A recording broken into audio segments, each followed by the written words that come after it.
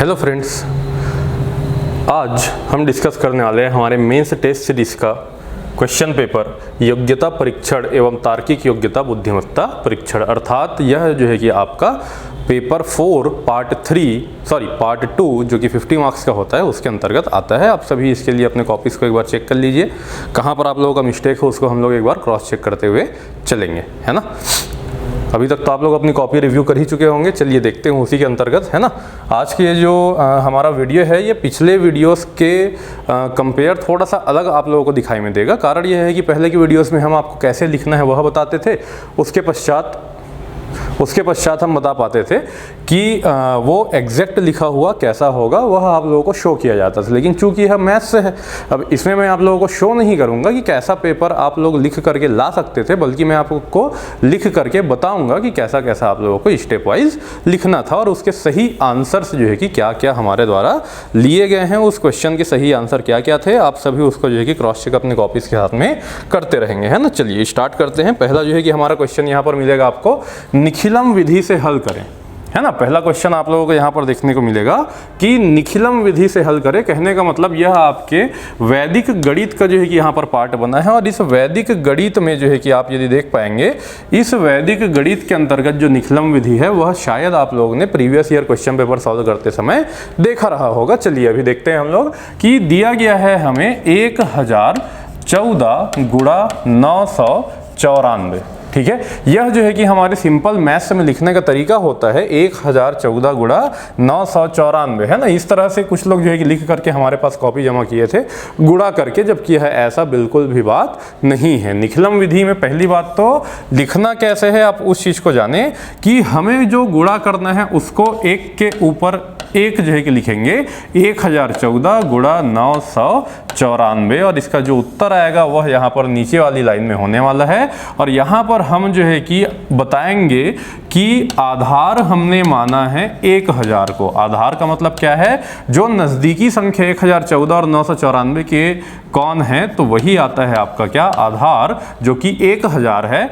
उस आधार से यदि मैं बात करूं विचलन की, उस आधार से यदि हम बात करते हैं विचलन की, डिफरेंसेस की, तो यहां पर मिलेगा कि 1014 जो है यह आपका +14 है 1000 से और 994 जो है वह -06 है। बोल सकते हैं कि नहीं। अगर ऐसा है तो आप अब जो है कि गुणा करेंगे 14 छक्के 84। अब देखिए बहुत लोगों के साथ में समस्या यह रहता है कि सर 14 छक्के 84 लिख दिए, खत्म बात है, जबकि ऐसा नहीं है। यदि 3 अंकों की संख्या 4 अंकों की संख्या है तो यहां पर भी आपको 3 अंक लेने हैं और चूंकि प्लस इंटू माइनस हुआ है इसलिए इसके ऊपर एक बार लगेगा। निखिलम विधि में यह होता है, यदि दोनों सेम संख्या है तो कोई दिक्कत नहीं है, सॉरी सेम यूनिट है तो कोई दिक्कत नहीं है। यहां पर आपका एक है प्लस एक है माइनस, इसलिए 084 का बार लगा। अब देखिए दूसरा पैटर्न क्या होता है हमारा कि 1014 में या तो 6 घटा दो, 994 में या तो 14 जोड़ दो। क्रॉस जो है कि हमें देखना होता है। देखिए क्या करना होता है, या तो 994 में 14 जोड़ दीजिए, कितना मिलेगा आप देखिए, एक आपको मिलेगा शायद 1008, जोड़ेंगे तो 1008, या 1014 में आप 6 घटा दीजिए तब भी आपको क्या मिलेगा 1008। इसलिए हमारा जो अगला जो नंबर होने वाला है इस तरफ वह है 1008, ठीक है बात। इसको यहाँ पर शो नहीं करना है, इसको आप लोगों को शो करने की आवश्यकता नहीं होती है, कुछ इस प्रकार से ही केवल लिख देना है। अब देखिए यहाँ तक आपका उत्तर नहीं आया है, ठीक है। ये जो 1008,084 आया है इसे यदि मैं चाहूँ अगले लाइन में लिख सकते हैं 1008,084, लेकिन 084 के ऊपर देखिए बार लगा है और इस बार को सॉल्व करने के लिए हमें क्या करना है 1008 और जितने डिजिट है उतना 0 यहाँ पर लिखेंगे, यानी कि 3 0 और उसमें माइनस करेंगे हम जो है कि 084 को, और यहाँ से जो हमें संख्या प्राप्त होगी वह हमारा जो है कि सही उत्तर होने वाला है। यहाँ से हमें संख्या क्या प्राप्त होगा भाई, यहाँ से हम यदि माइनस करेंगे 100,796 हो जाएगा शायद, है ना, सॉरी 7916 हो जाएगा और यह जो है आपका उचित उत्तर है। इसलिए आप चाहें तो आखिरी में उत्तर करके यहाँ पर अंडरलाइन कर सकते हैं। ये देखिए भाई 107916, यह जो है कि इसका सही उत्तर है। क्लियर है। चलिए हम बढ़ते हैं अपने अगले प्रश्न की ओर। अगला प्रश्न जो है कि हमें यह हो रहा है तीन खेतों के क्षेत्रफल the areas of 3 fields are 165, 285 and 195 metre square in this rectangular flower beds with equal measurement are to be made if the width of each flower bed is 3 metres and what is the length of each. देखिए आपको जो है कि यहाँ पर तीन जो है कि क्षेत्रफल दिया हुआ है। अब ये जो तीन क्षेत्रफल दिया है इसमें बराबर माप की फूलों की आयताकार क्यारियां जो है कि बनानी है। बराबर बराबर नाप की जैसे ही बोल दिया तो बराबर नाप यदि उस एरिया में से हमें निकालना है तो हमें क्या लेना पड़ेगा, हमें HCF लेना पड़ेगा। इसलिए यहाँ पर जो है कि हम पहला ही लाइन लिखने वाले हैं क्या कि प्रश्नानुसार, ठीक है, यहां से ही हम लिख लेते हैं प्रश्नानुसार, इंग्लिश में लिखते हैं अकॉर्डिंग टू क्वेश्चन, बराबर नाप की क्यारियां हेतु, ये लीजिए भाई, बराबर नाप की क्यारियां बनाने हेतु, ये लीजिए भाई, बराबर नाप की क्यारियां बनाने हेतु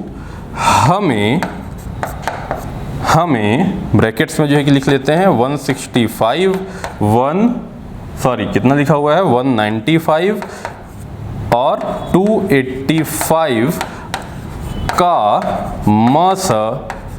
महत्तम समापवर्तक है ना, पूरा लिखने की आवश्यकता नहीं है, आप लिख सकते हैं। और यहाँ से महत्तम समापवर्तक जैसे ही आप अपने रफ साइड में जो है कि निकाल लीजिएगा, महत्तम समापवर्तक बड़ी संख्याओं के निकालने का आसान तरीका क्या होता है कि दो छोटे संख्याओं के बीच का डिफरेंस देख लो। जैसे 165 195 के बीच का डिफरेंस कितना है, 30 है। क्या 30 से तीनों नंबर डिवाइड हो रहा है? यदि हो रहा है तो वह आपका HCF डायरेक्ट देखिए, ठीक है। लेकिन हम देख पा रहे हैं कि 30 से डिवाइड नहीं होगा, तो 30 को हम दो छोटे भागों में कैसे डिवाइड कर सकते हैं, 15 गुणा 2, और 15 से यदि हम इन तीनों को डिवाइड करते हैं तो वह डिवाइड हो जाएगा। इसलिए इसका मासा कितना है आपका 15। तो हम बोल सकते हैं कि ये तीनों जो है कि मीटर की यूनिट में था, इसलिए मासा भी क्या है आपका 15 मीटर स्क्वायर। ये देखिए भाई, ठीक है।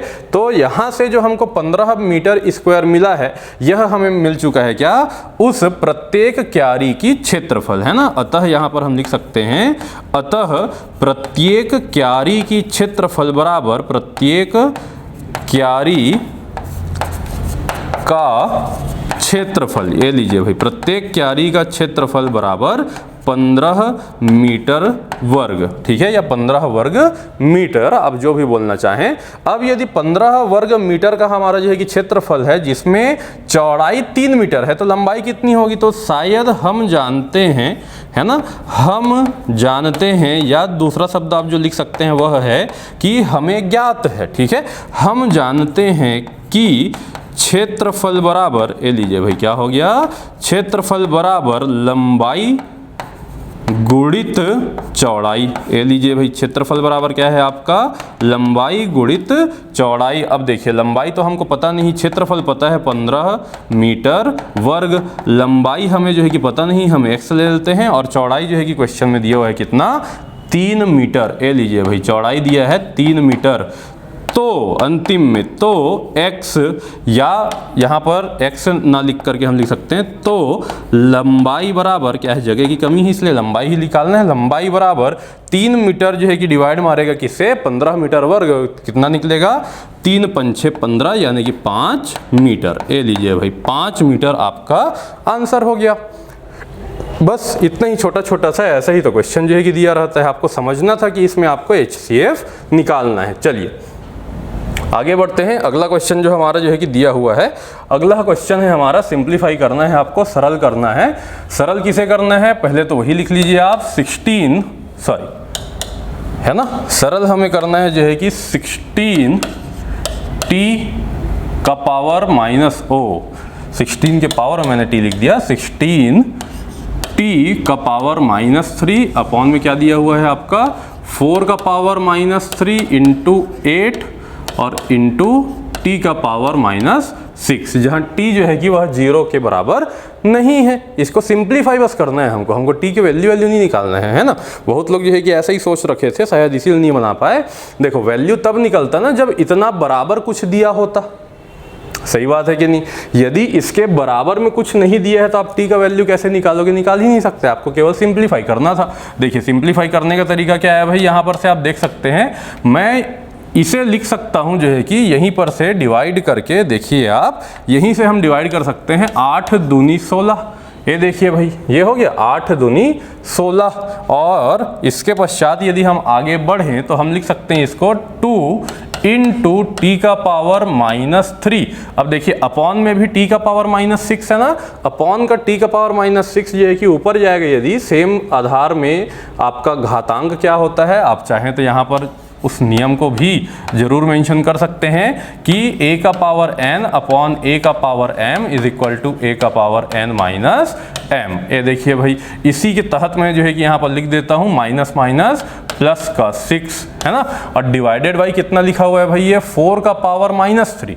अच्छा ये बताइए, जो 4 का पावर -3 इसको मैं 2 के पावर में यदि लिखूँ तो 2 2 जा 4 है ना, और 2 3 जा 6, 2 का पावर -6 लिख सकता हूँ। ये देखिए एक बार में जो है कि आपका यह सिंप्लीफाई हो गया। क्या मिला यहाँ पर से आपको, 2 इंटू टी का पावर टी का पावर प्लस का 3 बचेगा, -3 प्लस 6 कितना हो गया, +3। और अपॉन में क्या मिला है आपको अभी, 2 का पावर -6। मैं बोलूँगा फिर से सेम नियम हम जो है कि यहाँ पर यदि अप्लाई कर देते हैं तो ये पावर ऊपर में जा करके जुड़ने वाला है, यानी कि ये क्या हो जाने वाला है आपका 2 का पावर 7 ये लीजिए भाई इंटू टी का पावर 3। एक तो आप इतने को ही आंसर अपना उत्तर लिख करके छोड़ सकते हैं, अदरवाइज आपको और सॉल्व करना है तो आप 2 का पावर 7 जो है वह निकाल सकते हैं, कैलकुलेट कर सकते हैं। कितना होगा, 2 दूनी 4, 4 दूनी 8, 8 दूनी 16, 16 दूनी 32, 32 दूनी 64, 64 दूनी 128। आप चाहें तो बराबर 128 टी का पावर 3 भी लिख सकते हैं। दोनों ही करेक्ट आंसर है, सिंप्लीफाई हो चुका। ठीक है, एकमात्र जो है कि घातांक का नियम लगाना था और उसको साइड में लिखेंगे तो पूरा नंबर आपको देने से कोई नहीं रोक सकता है ना। चलिए अगला जो है कि हमारा क्वेश्चन क्या है, दो संख्याओं का अनुपात 3:4 है, प्रत्येक संख्या में 8 घटा दिया जाए तो अनुपात 2:3 हो जाता है। संख्याएं ज्ञात कीजिए, है ना। तो यहाँ पर से पहला ही लाइन हम लिखते हैं, 2 नंबर का है, ज़्यादा जगह तो है नहीं।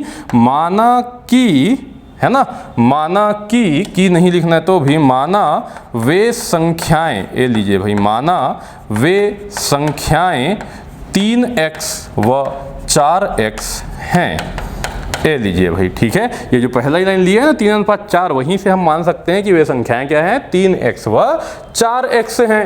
अब प्रश्नानुसार हम लिख लेते हैं भाई, है ना। अब प्रश्नानुसार जो है कि हमें क्या बात प्राप्त होगा, देखेंगे आप प्रश्न में जो है कि कहा जा रहा है आपको कि उनमें से प्रत्येक में कितना घटा दिया जाए, यदि प्रत्येक में यदि 8 घटा दिया जाए, यानी कि 3x में 8 घटा देंगे, 4x में भी 8 घटा देंगे तो क्या हो जाएगा, तो अनुपात 2:3 हो जाता है। लीजिए भाई, मतलब अनुपात क्या हो गया हमारा, 2:3। अब शायद इसे सॉल्व करने में आपको कोई समस्या नहीं जाएगा। सॉल्व कैसे करेंगे, आप तिर्यक गुणा कर लीजिए। तिर्यक गुणा करने के लिए क्या करना है भाई आपको, 3 तिया 9x और 8 तिया 24 बराबर 4 दूनी 8x माइनस 8 दूनी 16। ये देखिए, अब देखो मैं लिखने का तरीका देखिए, आपको स्टार्टिंग में ही मैंने बोला था क्या कि थोड़ा ज़्यादा ये जो है कि क्वेश्चन है और 2 नंबर का है, लाइन कम है, तो हम जो है कि पहले ही लाइन से सॉल्व करना चालू कर रहे हैं। और जैसे ही ऐसा कुछ हो, आपको लगे कि इसमें 4 लाइन से ज़्यादा है, तो देखो मैंने एक साइड में ही सॉल्व किया और मेरा दूसरा साइड अभी ब्लैंक बचा हुआ है। जैसे ही दिख रहा है कि हमारा दूसरा साइड जो है कि आपका ब्लैंक लाइन बचा हुआ है, इन दैट केस आपको क्या करना है, यहाँ से बीचों बीच एक लाइन जो है कि आप ड्रॉ कर लीजिए, डिवाइड कर लीजिए अपने पेज को और दूसरे साइड भी सॉल्व करना चालू कीजिए। ध्यान रखेंगे कि ये लाइन जो है आप ना स्केल से खींचे, ज़्यादा अच्छा दिखेगा हमेशा। ठीक है, एक बात का ध्यान रखेंगे। चलिए अब यदि मैं इसे अगला सॉल्व करने जाऊं तो ये 8x इधर आएगा, 9x माइनस 8x कितना हो जाएगा, यह आपका x हो गया। और दूसरा क्या हो गया, -24 उधर जाएगा, -16 प्लस 24 कितना आ गया आपका, 8 आ गया। ये देखिए x का वैल्यू 8 हो चुका। अतः वे संख्याएं, ये देखिए अलग से कितना सुंदर सा आप यहाँ से लिख सकते हैं, अतः वे संख्याएं बराबर, है ना, 3x बराबर 3 गुणा 8 बराबर 24 एवं, है ना, एवं क्या लिखा हुआ है, 4x लिखा है ना, 4x यानी कि 4 गुणा 8 बराबर 8 चौके 32 हैं। ऐसा आप ये लाइन को खत्म कर दी जाता है, वे संख्याएं 24 व 32 हैं। इस प्रकार आपको जो है कि यहाँ से 2 नंबर आराम से मिल जाता है ना। चलिए खैर आगे बढ़ते हैं। सॉल्व तो ऐसे बहुत लोग इस क्वेश्चन को किए ही थे, है ना। अगला देखिए क्या शानदार जो है कि यहाँ पर आपको क्वेश्चन देखने को मिलेगा, व्हाट नंबर विल रिप्लेस है ना, what number will replace question mark in the series 0, 4, 18, 48, 100। ठीक है, तो हम लेते हैं कि दी गई श्रेणी, ये देखिए भाई सबसे पहले तो हमको क्या लिखना होता है आपका, दी गई श्रेणी। ठीक है, जब भी ऐसा सीरीज का क्वेश्चन आए यही लिखना है, दी गई श्रेणी बराबर 0, 4, 18, 48, 100 और उसके बाद है आपका क्वेश्चन मार्क। यहां से प्राप्त जानकारी, ये लीजिए भाई, यहां से प्राप्त जानकारी बराबर, देखो 0 कब आएगा, 0 कब आएगा का एक जो है कि यहाँ पर से हम सीरीज को देखते हैं तो दिखता है कि यह स्क्वायर और क्यूब के पैटर्न में चलने वाला सीरीज है। और स्क्वायर और क्यूब के पैटर्न में चलने वाला सीरीज कुछ इस प्रकार का है, 1 क्यूब माइनस 1 स्क्वायर। आप करके देखिए, 1 का क्यूब 1, 1 का वर्ग 1, 1 माइनस 1 0।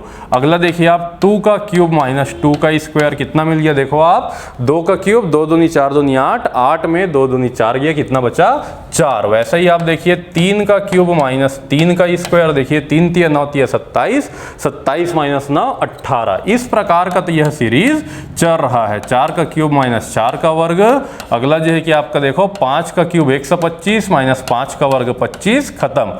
तो इसी प्रकार है ना, तो इसी प्रकार यहां से लिख लेते हैं हम, तो इसी प्रकार क्वेश्चन मार्क के स्थान पर, क्वेश्चन मार्क के स्थान पर आने वाली संख्या, तो इसी प्रकार क्वेश्चन मार्क के स्थान पर आने वाली संख्या बराबर जो है कि हम क्या लिख सकते हैं, 6 का क्यूब माइनस 6 का वर्ग, अर्थात 216 माइनस 36 बराबर 180। और यह है आपका उत्तर, ए लीजिए भाई। ठीक है, 180 इसका करेक्ट आंसर है। यह तो आपका सीरीज था।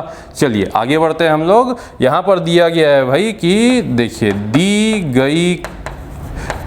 गई कोड ही लिख लेते हैं हम इसे, ए लीजिए भाई। दी गई कोड क्या है, हमारा दिया गया कोड क्रेडिट लिखा हुआ है। क्या लिखा हुआ है आपका, क्रेडिट लिखा है। और क्रेडिट के लिए कोड क्या बनाया गया है भाई, इनके द्वारा क्रेडिट के लिए कोड बनाया गया है FSD, और फिर क्या लिखा है आपका UJE। ये देखिए भाई FSD UJE। यदि इस प्रकार का यहाँ पर से कोड आपका बना हुआ है तो देखने को यह प्राप्त हो रहा है कि एक एक जुड़ गया है यहाँ से, और क्रॉस तरीके में एक एक जुड़ा हुआ है। कैसे क्रॉस तरीके में, देखो आप। ठीक है, E का अगला लेटर F आएगा, C का अगला लेटर D आएगा, R का अगला लेटर S आएगा। सेम यहाँ पर T के बाद में U, D के बाद में E और I के बाद में J। ये देखिए भाई +1 का जो है कि पैटर्न है यहाँ से। किसका पैटर्न, यहाँ से +1 का पैटर्न है। और इसी प्रकार हम अगला, तो किसका कोड डी लिंक होगा, ये देखिए भाई, तो किसका कोड डी लिंक होगा। कहने का मतलब हमको यह नहीं बताना है, जैसे क्रेडिट का ये लिखे हैं तो डी लिंक का क्या लिखेंगे ये नहीं बताना है। हमको क्या बताना है कि डी लिंक के लिए क्या कोड जो है कि आपका ऑलरेडी तैयार हुआ है।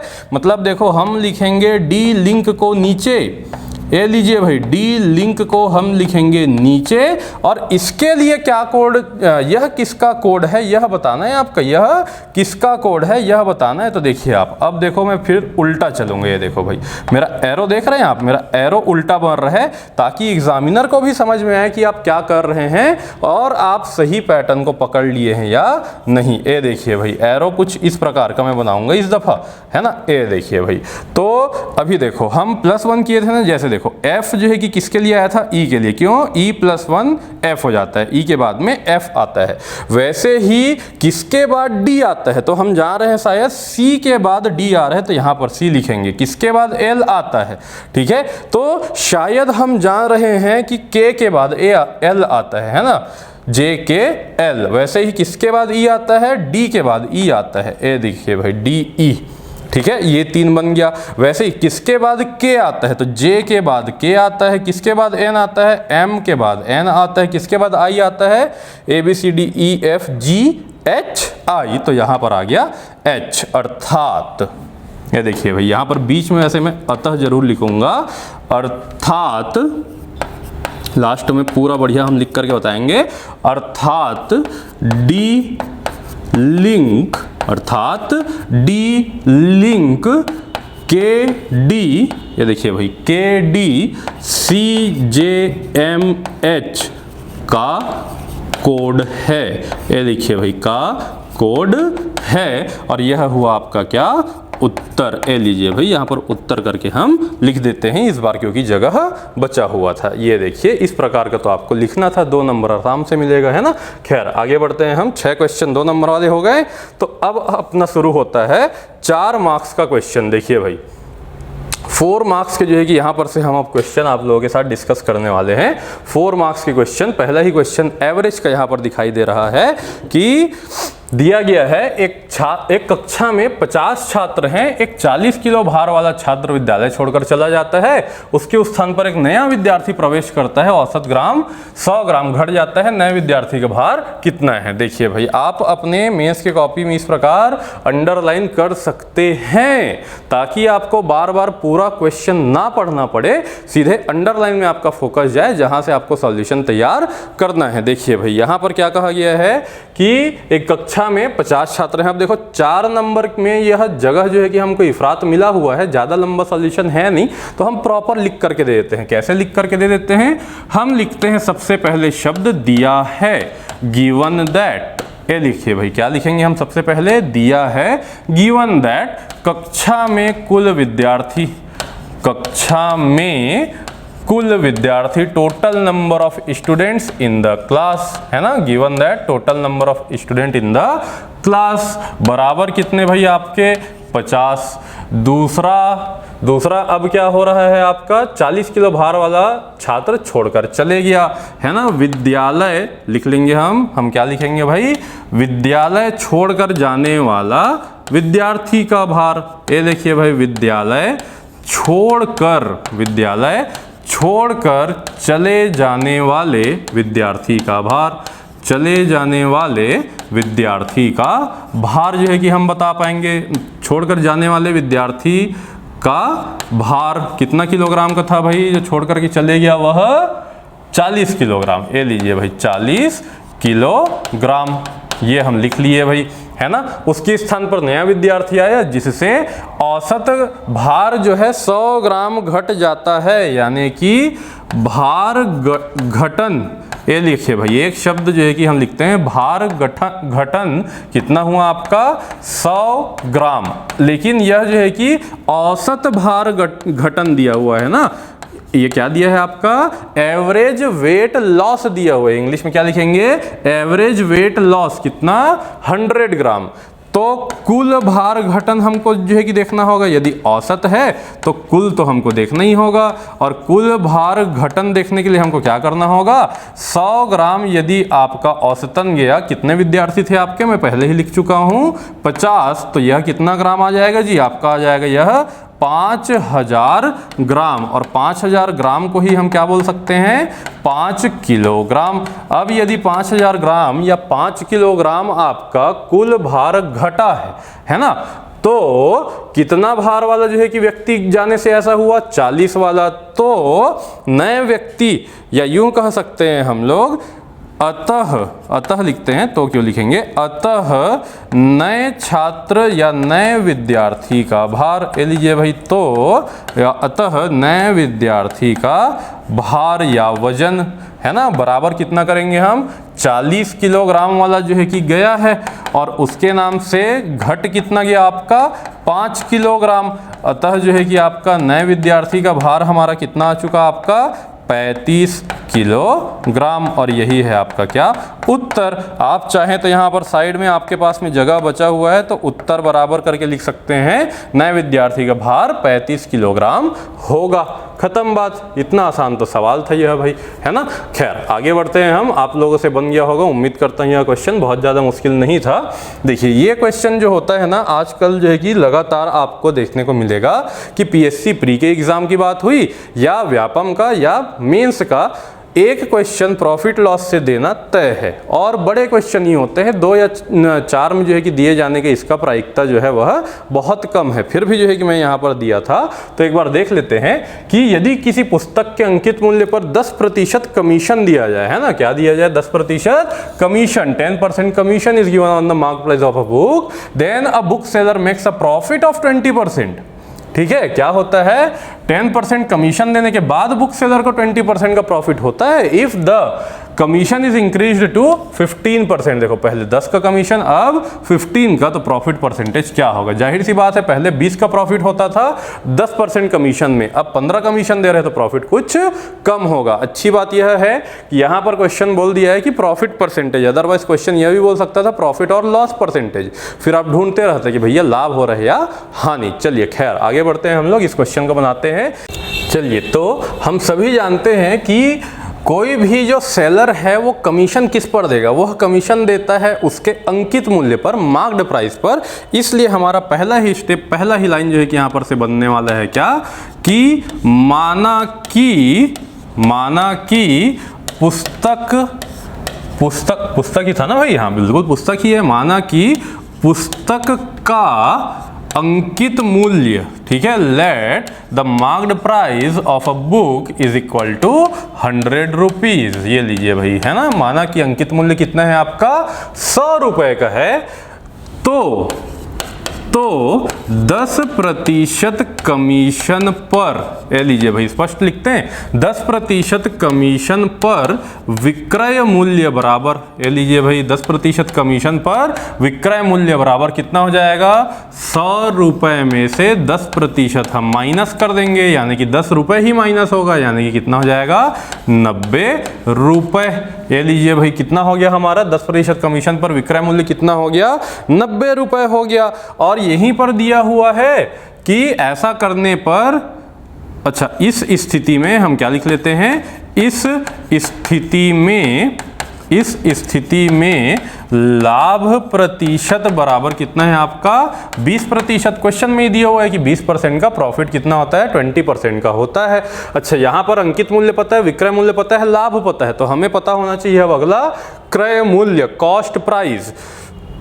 अतः तो यहां से हम क्या निकालते हैं, क्रय मूल्य, अतः पुस्तक का क्रय मूल्य बराबर, ये लीजिए भाई पुस्तक का क्रय मूल्य बराबर, हम देखते हैं क्रय मूल्य निकालने का जो फॉर्मूला होता है 100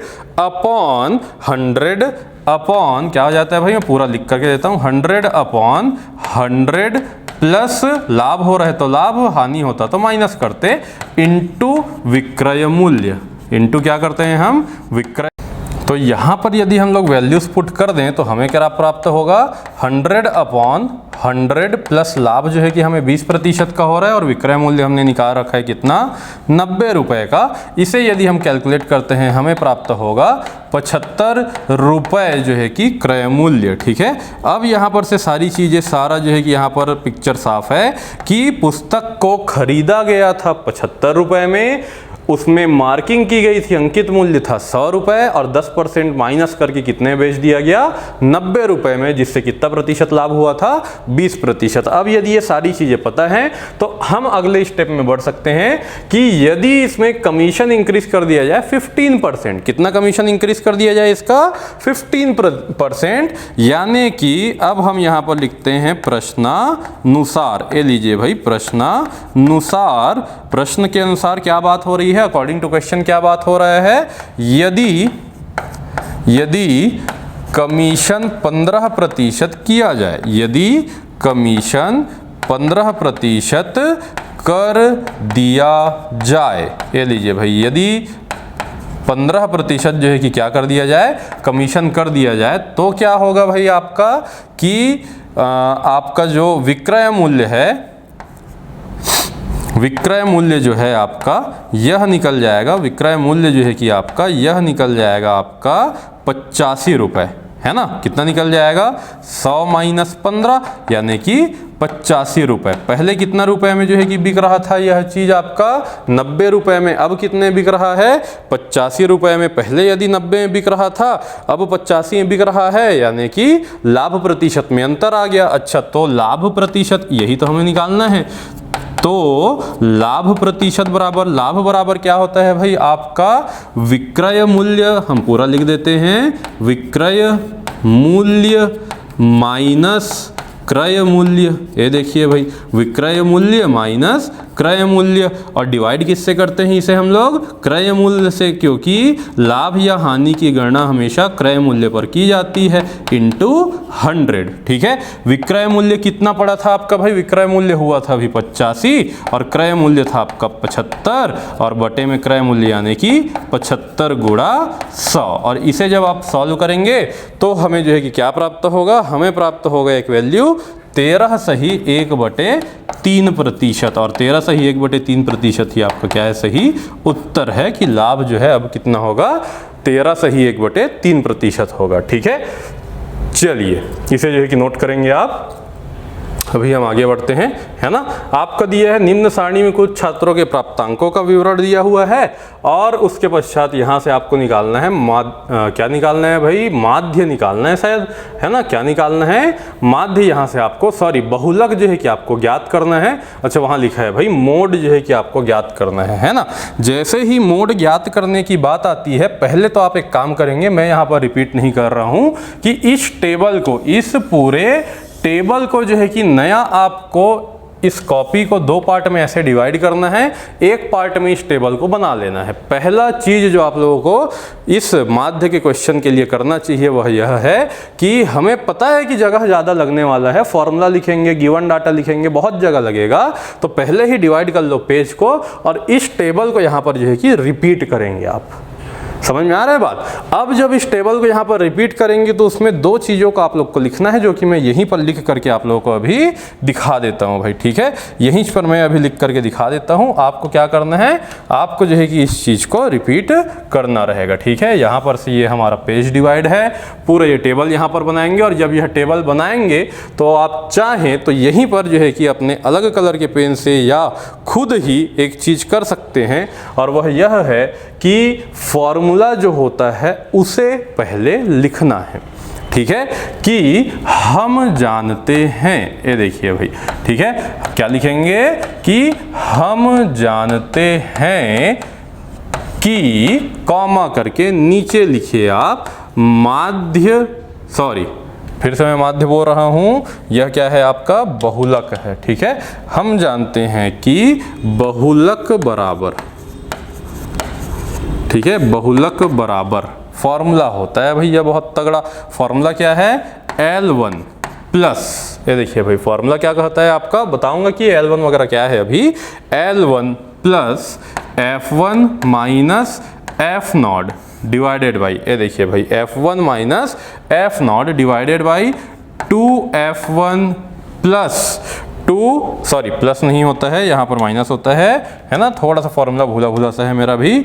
2F1 minus F0 minus F2, ठीक है, इनटू L2 माइनस L1, ये लीजिए भाई। ठीक है, L1 F1 minus F0 upon 2F1 minus F0 minus F2 into L2 minus L1। अब देखते हैं कि यह सब है कौन कौन सा, थोड़ा सा यहाँ पर गौर करेंगे जिन लोगों ने अभी तक नहीं पढ़ा है, कि यहाँ पर से आपका L1 है, सॉरी यहाँ पर से देखेंगे पहले, फ्रीक्वेंसी जो है आपका सबसे ज़्यादा कहाँ है, इस 20 में है। फ्रीक्वेंसी सबसे ज़्यादा कहाँ मिलेगा आपको, यह 20 में मिलेगा, इसलिए 20 को जो है कि हमें ले लेना होता है सबसे पहले क्या, आपका F1। यह 20 क्या है आपका F1, F1 के पहले वाला वैल्यू ही कहलाता है F0, F1 का बाद वाला F2। ये देखिए भाई, पहले आपको F0 को नहीं ढूंढना है, पहले आपको क्या ढूंढना है, F1 कौन सा है, F1 वही है जो सबसे ज़्यादा बार रिपीट होता है, 20 बार यदि रिपीट हो रहा है तो वही F1 है, उसके पहले F0, उसके बाद F2। और F1 के सीधे वाला जो वैल्यू होता है वही होता है आपका L1 और L2। बोले कौन सा, तो 20 हो गया L1 और 30 हो गया आपका L2। ये देखिए भाई, और यहाँ पर अब आप यदि वैल्यू पुट कर देते हैं तो आपको आंसर जो है कि तुरंत मिल जाएगा। यहाँ पर लिखेंगे दी गई श्रेणी से, सॉरी दी गई सारणी से दी गई सारणी से आप सारा वैल्यू जो है कि लिखेंगे। L1 बराबर क्या है, लिख लेंगे यहाँ पर 20 है।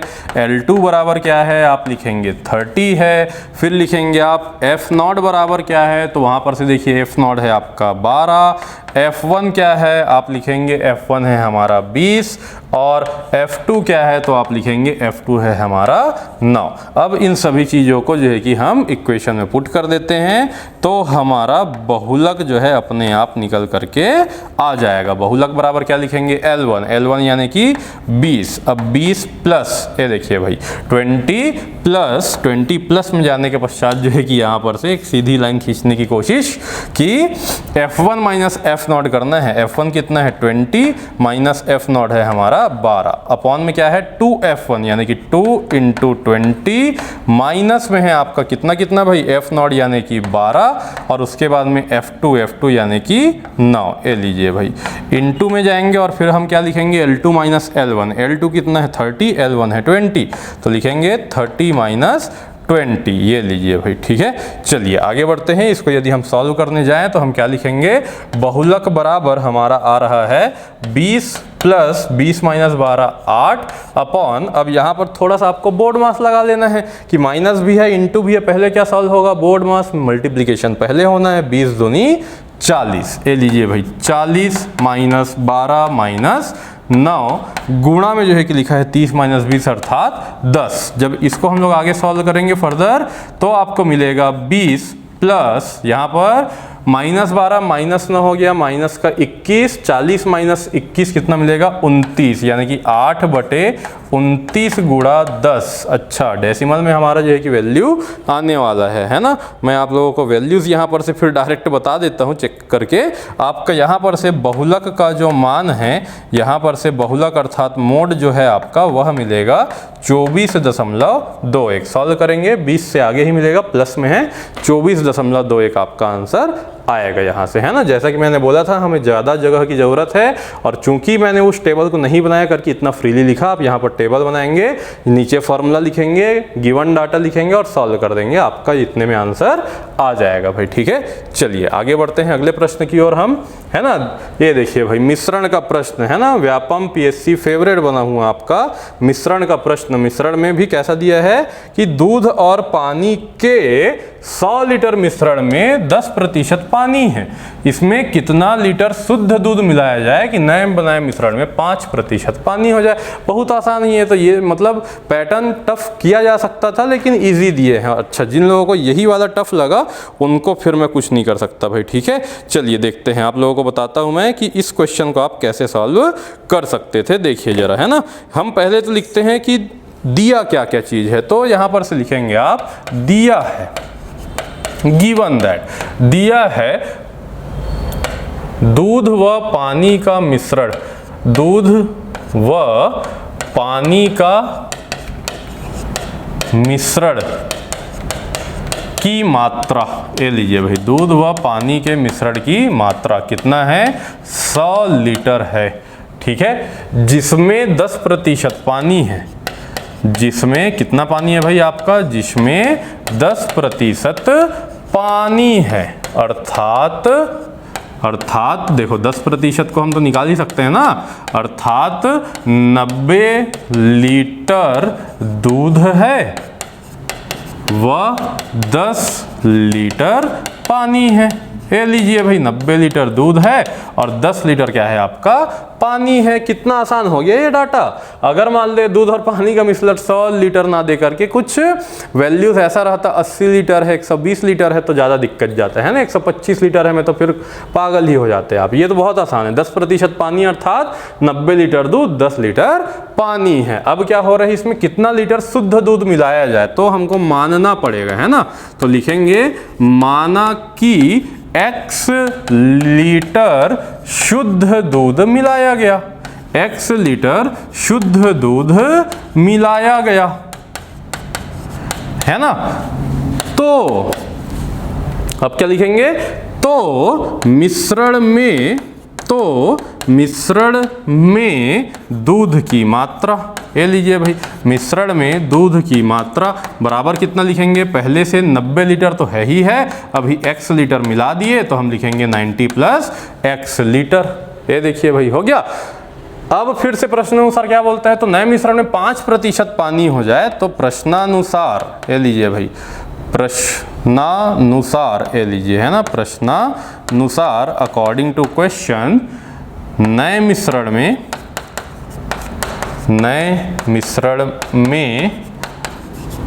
पानी की मात्रा बराबर 5%।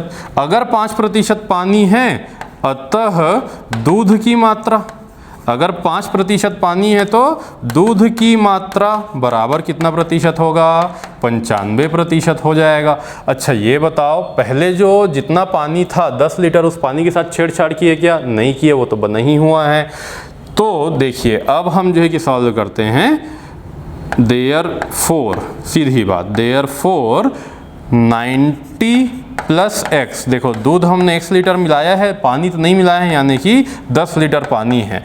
और अब देखो दूध की मात्रा आपका कितना प्रतिशत, 95, और पानी कितना, 5, दोनों बराबर आना चाहिए। कि अभी जो हमने दूध एक्स्ट्रा डाला और पानी जितना था, और पहले जितना आपका दूध और पानी दोनों का अनुपात क्या आना चाहिए, बराबर आना चाहिए। अनुपात बराबर कैसे आएगा, काट करके देखो, 5 19 95, यानी कि अब हम क्रॉस कर सकते हैं। क्रॉस मल्टीप्लाई करेंगे, 90 plus x is equal to 19 जहां 190, यहाँ से x का वैल्यू कितना आ गया भाई, 190 माइनस 90 अर्थात x बराबर 100 लीटर। बताइए हमने x किसको माना था, हमने x माना था कि x लीटर शुद्ध दूध मिलाया गया। और मुझे बताइए पूछा क्या था, कितना लीटर शुद्ध दूध मिलाया जाए, वैल्यू आपके सामने है, 100 लीटर शुद्ध दूध मिलाया गया है। लास्ट में उत्तर करके जो है कि लिख करके आप आइए कि अतः मिश्रण में 100 लीटर शुद्ध दूध मिलाया गया। 100 लीटर को अंडरलाइन करो, आपको 8 में 8 देने से कोई नहीं रोक सकता। क्लियर है बात। चलिए आगे बढ़ते हैं हम लोग अपने अगले प्रश्न की ओर। यहाँ पर से अगला प्रश्न यदि हमें देखना है कि किसी धन पर एक निश्चित दर से 3 वर्ष का साधारण ब्याज 225 रुपए है ना, और उसके पश्चात क्या हो रहा है भाई, यहाँ पर इसी दर पर, इसी धन पर 2 वर्ष का चक्रवृद्धि ब्याज 153 रुपए है। मूलधन और ब्याज की दर ज्ञात करो। पहला बात तो यहाँ पर जो दिया है वह बहुत आसान दिया है क्वेश्चन को सॉल्व करने के लिए। देखो दिया है कि 3 वर्ष का साधारण ब्याज, क्या दिया है आपको, 3 वर्ष का साधारण ब्याज कितना रुपए दिया है, 225 रुपए। पहला बात, यदि आप सभी थोड़ा बहुत भी साधारण चक्रवृद्धि ब्याज पढ़े हो, साधारण ब्याज प्रति वर्ष समान होता है। साधारण ब्याज का जो मूल्य है वह हर वर्ष समान होता है, इक्वल होता है। यदि ऐसा है तो 3 वर्ष का ब्याज 225 है तो 1 वर्ष का साधारण ब्याज, यदि 3 वर्ष का साधारण ब्याज 225 रुपए है तो 1 वर्ष का साधारण ब्याज बराबर कितना रुपए होगा, जाहिर सी बात है 225 डिवाइडेड बाई 3, कितना आ गया, 3 सत्ते 21, 3 पंचे 15, ठीक है, कितना हो गया, 75 रुपए, है ना। एवं 2 वर्ष का साधारण ब्याज, बोले सर अब ये क्यों लिखवा रहे हो, 2 वर्ष का कहीं भी मेंशन नहीं है। देखो हमें 2 वर्ष का चक्रवृद्धि ब्याज दिया है ना, तो हम 2 वर्ष का साधारण ब्याज भी देख लेते हैं। यदि 1 वर्ष का साधारण ब्याज 75 है तो जाहिर सी बात है 2 वर्ष का बराबर बराबर रहता है, 150 हो गया।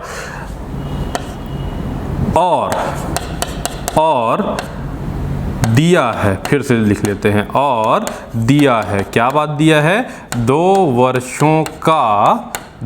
वर्षों का जो आपका चक्रवृद्धि ब्याज है, देखिए भाई 2 वर्षों का क्या है आपका जो चक्रवृद्धि ब्याज है वह हमें दिया हुआ है। 2 वर्ष का चक्रवृद्धि ब्याज कितना रुपए दिया है, 153 रुपए दिया हुआ है। ये देखिए भाई कितना रुपए, 153 रुपए। तो यहाँ से हम साधारण ब्याज व चक्रवृद्धि ब्याज का अंतर जान सकते हैं, ठीक है। क्या लिखेंगे, अतः साधारण व चक्रवृद्धि ब्याज का अंतर, साधारण व चक्रवृद्धि ब्याज का अंतर, कितना रुपए का अंतर जो है कि आपको दिख रहा है भाई, 153 माइनस 150 अर्थात 3 रुपए। देखो अगर हमें यह अंतर जो है कि पता चल चुका है, क्या पता चल चुका है, यदि हमें अंतर जो है कि पता चल चुका है CI और SI का, तो यहाँ से हम इसको पुट कर सकते हैं कि 3 रुपए जो है कितने रेट ऑफ इंटरेस्ट के हिसाब से हमें प्राप्त हुआ होगा, जिसके लिए क्या बात हो गया भाई, आपका 75 रुपये हमारा मूलधन था 1 साल का, रेट ऑफ इंटरेस्ट निकालना है अपॉन 100। यहाँ से यदि हम देखें तो हमें रेट ऑफ इंटरेस्ट ज्ञात हो जाता है, R बराबर देखो आप 100 या 300, 75 चौक 300, R हमारा निकल गया कितना प्रतिशत, 4%। एक तो आंसर आपका निकल गया, 8 नंबर में 4 नंबर मिल गया रेट निकालते ही कि रेट ऑफ इंटरेस्ट है 4% का। अब आगे क्या बोल रहा है, मूलधन ज्ञात करना है। क्या ज्ञात करना है भाई, आपको मूलधन ज्ञात करना है। देखो आपको दर पता चल गया है, आपको 1 साल का साधारण ब्याज पता है, तो हम मूलधन तो बहुत ही आसानी से निकाल सकते हैं, है ना। तो मूलधन बराबर क्या करेंगे भाई, हम मूलधन बराबर 75 रुपये। अच्छा यहाँ पर से मैं ऐसे ही लिखता हूँ ब्याज के फॉर्मूले में कि हमें ब्याज मिला है 75 रुपये का, मूलधन अर्थात P नहीं पता, दर हमें पता है 4 गुणा 1, क्योंकि 1 साल की बात है, बटे 100। यदि यहाँ से हम सॉल्व करें तो हमें मूलधन कितना निकल जाएगा भाई, मूलधन हमारा हो गया 7500 बटे 4। 7500 बटे 4 को यदि हम सॉल्व करते हैं, 4 एकम 4, 3 बचा है, 4 अट्ठे 32, 3 बचा है, 4 अट्ठे 32, सॉरी है ना, ये हो गया आपका 7500 बटे 4 है ना। देखिए 4 एकम 4, 3 बचा, 4 अट्ठे 32, 3 बचा है, 4 सत्ते 28 और 4 पंचे 20, 1875 रुपये आपका मूलधन हो गया। अंतिम में जो है कि यहाँ पर उत्तर करके एक लाइन लिखिए आप कि दिए गए प्रश्न में ब्याज की दर 4% व मूलधन 1875 रुपये होगा। ऐसा लिख करके आप खत्म कीजिए, आपको 8 में 8 नंबर जो है कि पूरा प्राप्त होगा। चलिए हम बढ़ते हैं अब अपने अगले प्रश्न की ओर। यह हमारा अगला प्रश्न आखिरी इस टॉपिक का 10 नंबर का सवाल है। या तो आप सॉल्व कर सकते थे या तो आप सॉल्व कर सकते थे इन गणितज्ञों का परिचय श्रीनिवास रामानुजन और आर्यभट्ट, जिसका आप लोगों को मॉडल आंसर थ्योरी जो है कि PDF सेंड किया गया है, उसमें आप देख सकते हैं इनके बारे में सारी बातें। या तो आप जो है कि बहुत आसान तरीके से 2-2 नंबर हर प्रश्न में कमा सकते थे, क्योंकि 1, 2, 3, 4 और 5 क्वेश्चन है, 10 नंबर है यानी 2-2 नंबर का है, जिसमें पहला प्रश्न बोलता है कि कस्बे की कुल जनसंख्या कितनी है। क्या बताया जा रहा है, कस्बे की कुल जनसंख्या कितनी है, तो लिखेंगे यहाँ पर कुल जनसंख्या बराबर यहाँ पर यदि हम इस हिस्टोग्राम को देखते हैं तो हमें क्या प्राप्त होता है कि इस तरह ऊपर की ओर दिया है व्यक्तियों की संख्या और इधर दिया हुआ है आयु वर्ग। यदि ये व्यक्तियों की संख्या दिया हुआ है 10, 15, 25, 20, 10, 15, 5 और 20, तो यहाँ से आपको क्या मिल गया, कुल जनसंख्या तो आपको मिल गया। इन्हीं सभी को तो जोड़ना था, यदि हम इन सभी को जोड़ देते हैं तो हमें कस्बे की कुल जनसंख्या प्राप्त हो जाएगी। देखिए मैं कई बार यह है कि यहाँ पर ऊपर नीचे करके मुझे लिखना पड़ेगा अब कस्बे की कुल जनसंख्या, है ना। लिखते हैं इस प्रकार से लिखेंगे इसको, ये हो गया पहला कि कस्बे की कुल जनसंख्या, कस्बे की कुल जनसंख्या। अच्छा जो भी दिया हुआ है वह सब हजार में दिया हुआ है ना। अच्छा मैं कोशिश करता हूं भाई कि मैं अपने पास आप लोगों का क्वेश्चन पेपर रख लेता हूं और उसमें से देख देख करके मैं सॉल्व कर दूंगा, ताकि बार बार पलटाना ना पड़े। ठीक है चलिए, हाँ ये देखिए मुझे क्वेश्चन मिल चुका है कि कस्बे की कुल जनसंख्या कितनी है। तो कस्बे की कुल जनसंख्या है भाई आपका 10, 15, 25, 20, 10, 15, 5 और 20। ये देखिए भाई कुल जनसंख्या बराबर 10 धन 15 धन 25, 10 धन 15 धन 25 है ना, 10, 15, 25 आप लोग अपने टेबल पर देख सकते हैं। 20, 10, 15, 5 और 20। ये देखिए भाई 20, 10, 15, 5 और 20, इन सभी को जब हम जोड़ रहे हैं तो हमें कितना प्राप्त हो रहा है 120, और सब हजार में है इसलिए हम 3 ठो जीरो और लगाएंगे और यह मिला हमको कितना 1,20,000, और यही हो गया आपका क्या पहला आंसर। साइड में आप ऐसा आंसर इंग्लिश मीडियम वाले और हिंदी मीडियम वाले क्या लिखेंगे आप, हिंदी मीडियम वाले यहाँ पर लिखेंगे उत्तर, ये लिखिए भाई, ये आपको उत्तर दे दिया गया है 1,20,000, है ना। अब दूसरे क्वेश्चन की ओर हम जो है कि बढ़ते हैं। दूसरा क्वेश्चन आप देखेंगे अपने कॉपी में कि दूसरा क्वेश्चन कह रहा है कि सर्वाधिक आयु वर्ग के लोगों की संख्या सबसे कम आयु वर्ग के लोगों की संख्या से कितनी कम या अधिक है। देखो सर्वाधिक आयु वर्ग कौन सा है यहाँ पर, 70 से 80। देखिए यहाँ पर लिखते हैं हम सर्वाधिक आयु वर्ग के लोगों की संख्या, ये लिखिए भाई, सर्वाधिक आयु वर्ग के लोगों की संख्या, सर्वाधिक आयु वर्ग के लोगों की संख्या, और सर्वाधिक आयु वर्ग कौन सा है आपका 70 से 80 बराबर, जो है कि यहाँ पर से हमको देखने को मिल रहा है 70 से 80 में 20 लोग हैं। कितने लोग हैं भाई आपके 20, एवं यहीं पर लिखते हैं एवं सबसे कम आयु वर्ग के लोगों की संख्या, आयु वर्ग के लोगों की संख्या, ठीक है। सबसे कम आयु वर्ग कौन सा है हम यहाँ पर लिख करके दे देते हैं इनको, 0 से 10। ये देखिए भाई कितने वाले हैं, 0 से 10 आयु वर्ग वाले हैं, इनकी संख्या है 10। अतः अंतर बराबर कितना हो जाएगा, 20 माइनस 10 बराबर 10, और यह हो गया आपका क्या उत्तर, ठीक है। यह हो गया सेकंड का आंसर हो गया भाई आपका। अब आगे बढ़ते हैं हम लोग थर्ड क्वेश्चन में जो है कि पहुंचते हैं। तीसरा क्वेश्चन आप लोगों को बोला जा रहा है क्या कि आयु वर्ग 30 से 40 के व्यक्ति कुल के कितने प्रतिशत है। तो 30 से 40 वर्ग के व्यक्ति हैं आपके जो है कि 20, कितने लोग हैं 20। 30 से 40 वर्ग के व्यक्तियों की संख्या, ये देखिए भाई यही मेंस राइटिंग का डिक्टेशन है और कुछ नहीं है, बराबर 20। अतः लिखेंगे अतः कुल में से, ठीक है, 20 जो है कि 1000 लोग हैं। कितने 1000 लोग हैं भाई आपके, 20 जो है कि 1000 लोग हैं। अच्छा यहाँ पर भी हम इसको 10 को 10,000 लिखेंगे भाई, ठीक है।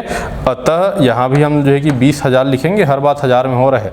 कुल में से 20,000 बटे कुल कितने लोग थे भाई, 1,20,000 लोग थे में प्रतिशत जो है कि हमको निकालना है।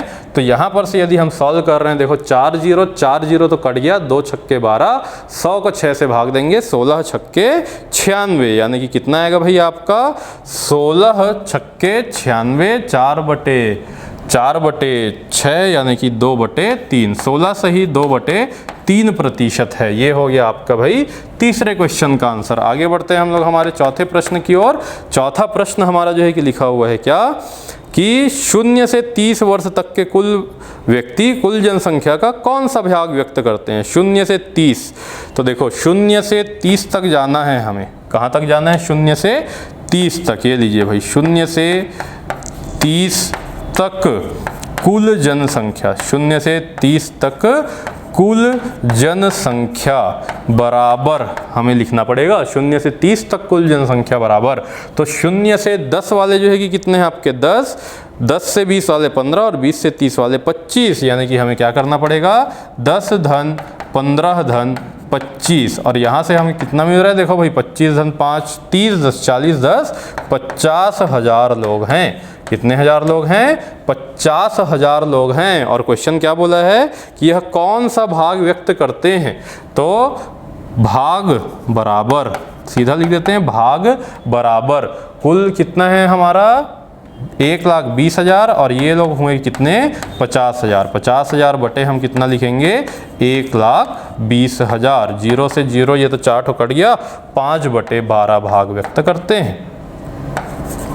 5/12 भाग व्यक्त करते हैं। ये लीजिए भाई, ये हो गया आपका आंसर। इसके पश्चात हम आगे बढ़ते हैं हमारे आखिरी प्रश्न की ओर। इस पूरे शीट का आखिरी, इस पूरे क्वेश्चन पेपर का आखिरी प्रश्न 5वां नंबर। यहाँ पर बोला जा रहा है आबादी का 1/6 भाग कौन सा आयु वर्ग व्यक्त करता है। कौन सा भाग भाई, आपके आबादी का 1/6 भाग। पहले तो यही निकाल लेते हैं कि आबादी के 1/6 भाग क्या है। देखो आबादी कितनी है, 1,20,000 की आबादी है, इसका 1/6 भाग अर्थात आपका 20,000 आ रहा है। शायद कितना आ रहा है, 20,000। 6 दूनी 12, डायरेक्ट आंसर है ना। अब मुझे बता दो 20 वाला भाग कौन सा व्यक्त कर रहा है भाई। 20 कहाँ कहाँ लिखा है, 20 दो जगह लिखा हुआ है, एक तो 70 से 80 और एक लिखा है कहाँ 30 से 40। सही बात है कि नहीं।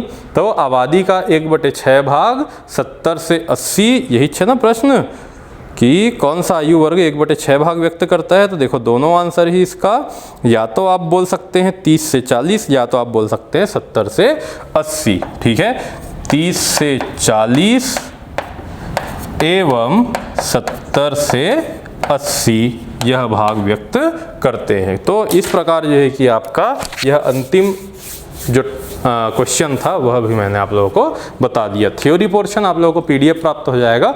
जो लोग यूट्यूब वगैरह के माध्यम से देख रहे हैं वो जो एक डाउट इंक्वायरी नंबर या यूँ बात करें, यहाँ पर मैं एक डिस्क्रिप्शन में टेलीग्राम लिंक डाल दूंगा, वहाँ आप चले जाइएगा। आपको आंसर जो है वराह मिहिर और श्रीनिवास रामानुजन जी शायद थे या आर्यभट्ट थे, उनका सभी का जो है कि जितने भी पीएससी के सिलेबस में हो उन सभी गणितज्ञों का योगदान आप लोगों के साथ में मैं पीडीएफ शेयर कर दूंगा, वहाँ से आप लिख सकते हैं। बाकी मैथ्स से सॉल्व करना ही आपका मेन रहता है कि सर उतने ही जगह पर कैसे सॉल्व करें। देखो मेरा एक भी बार ना हौच पौच आपको मिलेगा कहीं पर, और ना ही ऐसा है कि मैंने जगह का एक्स्ट्रा यूज़ किया है। हर बार जो है कि लाइन बचते ही चले गए हैं। जैसे इसमें भी आप देखेंगे मेरे पास नीचे 2 लाइन और बचे हुए हैं, है ना। तो इस प्रकार जो है कि आप लिखें, और इस प्रकार लिखोगे तो शायद हमारे यहाँ टॉपर का नंबर 44 गया है, और 44 is a well enough number to get on the part 2। Okay, thank you.